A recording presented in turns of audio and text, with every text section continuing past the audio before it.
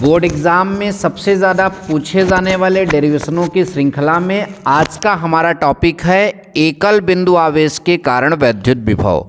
जी हाँ, हमारे चैनल पर वही डेरिवेशन आप सभी को समझाए जा रहे हैं जो बोर्ड एग्ज़ाम में बहुत ज़्यादा बार पूछे गए हैं या जो बहुत ज़्यादा बार पूछे जाएंगे। ठीक, तो हमारा आज का टॉपिक है एकल बिंदु आवेश के कारण वैद्युत विभव। यह भी डेरिवेशन वैद्युत विभव चैप्टर का बहुत ही इम्पॉर्टेंट है। तो इस डेरिवेशन को अगर आप सही से समझना चाहते हैं तो सबसे पहले इसके फिगर को समझ लीजिए, इसके डायग्राम को समझ लीजिए और इसके बाद थोड़ा सा इस फिगर में क्या लिखना है वो समझ लीजिए।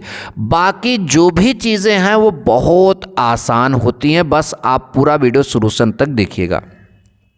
देखिए, वैद्युत विभव आप ज्ञात करना चाहते हो किसके कारण? एकल बिंदु आवेश के कारण। तो आप एक एकल बिंदु आवेश लीजिए। ये प्लस क्यू आवेश जो आप सभी को दिख रहा है ये एक एकल बिंदु आवेश है। किस पर रखा है? एक पॉइंट ओ पर इसको रख दिया गया है। इससे आर दूरी पर स्थित एक बिंदु पी है, यहीं पर हमें वैद्युत विभव ज्ञात करना है। ठीक, ध्यान दीजिए, ये अब एकल बिंदु आवेश हमारा पॉइंट ओ पर है और इससे कुछ दूरी आर पर स्थित पॉइंट पी है, यहीं पर हमें वैद्युत विभव ज्ञात करना है। अच्छा, वैद्युत विभव की परिभाषा अगर आप सभी को थोड़ा सा पता होगा तो एकांक धनावेश को कहाँ से लाते हो आप? अनंत से। वैद्युत क्षेत्र के किसी बिंदु जैसे पी तक आप लाओगे तो वहां तक लाने में जो कार्य किया जाएगा उसको वैद्युत विभव कहते हैं। यानी आवेश आपका कहाँ से आएगा?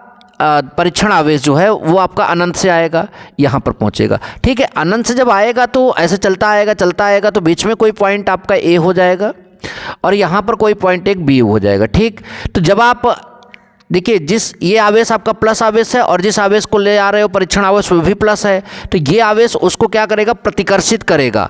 फिर भी हम इसको उधर ले जाएंगे क्योंकि यहाँ पर लाएंगे तभी हमारा कार्य होगा और वही हम आपका विभव होगा। तो इसको यहाँ तक ले जाना है, तो वहाँ तक ले जाने में हमें बल बहुत ज़्यादा मतलब कि लगाना पड़ेगा। तो हम क्या करते हैं, इसको पहले छोटे से खंड में डिवाइड कर लेते हैं। यहाँ से पहले यहाँ तक ले जाते हैं, तो यहाँ से यहाँ तक की जो दूरी है वो कितनी मानी जाएगी? dx।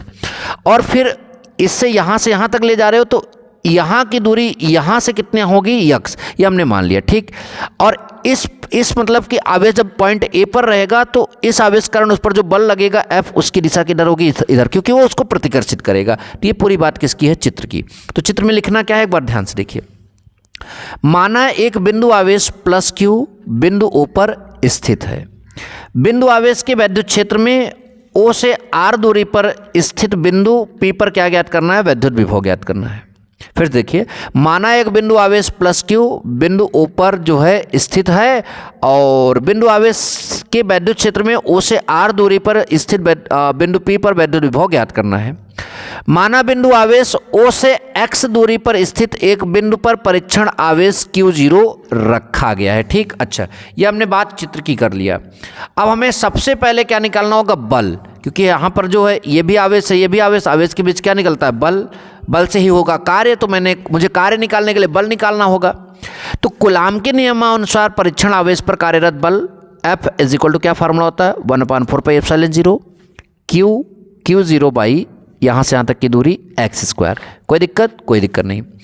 अब ध्यान दीजिए, परीक्षण आवेश Q0 को वैद्युत बल के विरुद्ध, आप सभी ध्यान दीजिए, Q0 को जब आप ले चलेंगे तो यहाँ से यहाँ तक ले जाएंगे तो वैद्युत बल तो इधर लग रहा है, तो वैद्युत बल के विरुद्ध आप ले जाएंगे। कितना ले जाएंगे? बहुत A से B तक ले जाएंगे, सूक्ष्म दूरी, बहुत छोटी दूरी तक dx तक विस्थापित करने में किया गया कार्य।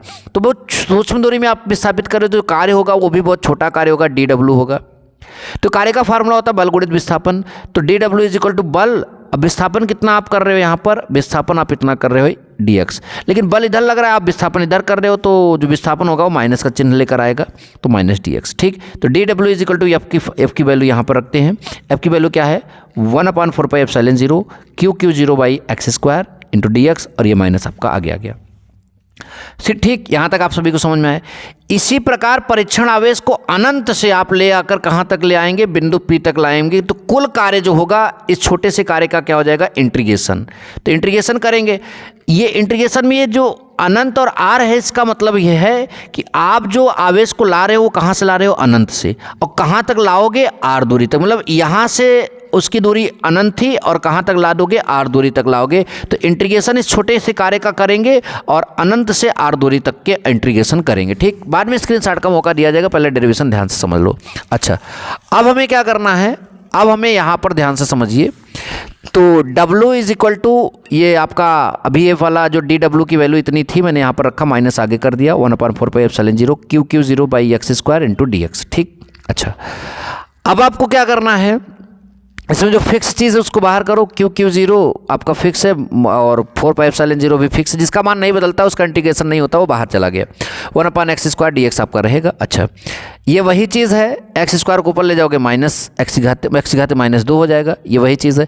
अवकलन समाकलन क्या कहता है, समाकलन कहता है कि जब आप किसी का समाकलन करेंगे x की घाते वाले का, तो उस पर एक घात जोड़ देंगे तो माइनस में एक घात जोड़ेंगे तो माइनस मतलब -2 में एक घात जोड़ेंगे तो -1 आएगा, और वही चीज़ आप नीचे लिखेंगे, जो घात में आएगा वही चीज़ नीचे लिखेंगे। ठीक, तो ये हो गया, ये समाकलन हो गया। अच्छा, इसके बाद क्या होगा है कि ये माइनस से ये माइनस आपका कैंसिल हो जाएगा और इसकी x घाते -1 जो है नीचे कर देंगे, प्लस हो जाएगा 1/x, ये लिमिट आपकी लगी रहेगी। ठीक, अच्छा, एक बार x की जगह r रखेंगे तो 1/r हो जाएगा, फिर माइनस x, एक बार x की जगह इन्फानाइट रखेंगे, ये वही चीज़ है। तो 1/r वही चीज़ होगा, तो 1/इन्फानाइट अर्थात अनंत का मान 0 होता है। अच्छा, उसके बाद एक आप यहाँ रख दीजिए तो 1/4πε0 और Q1 Q2 बाई नीचे r हो जाएगा। अब यहाँ पर क्या करिए, आप इस Q0 को नीचे कर दीजिए तो W/Q0 बराबर 1/4πε0 Q बाई क्या बचेगा, R। चूँकि W/Q0 जो है वो विभवांतर बोला जाता है, विभव बोला जाता है, तो ये आपका V हो गया। ठीक, विभव हो गया। ठीक, तो इसकी जगह आप क्या रखोगे, V is equal to 1/4πε0 Q by R। तो ये आपका जो है एकल बिंदु आवेश कारण वैद्युत विभव हो गया। अब आप पूरा स्क्रीनशॉट ले लीजिए यहाँ पर इसका, पहले आप इतना लिख लीजिए।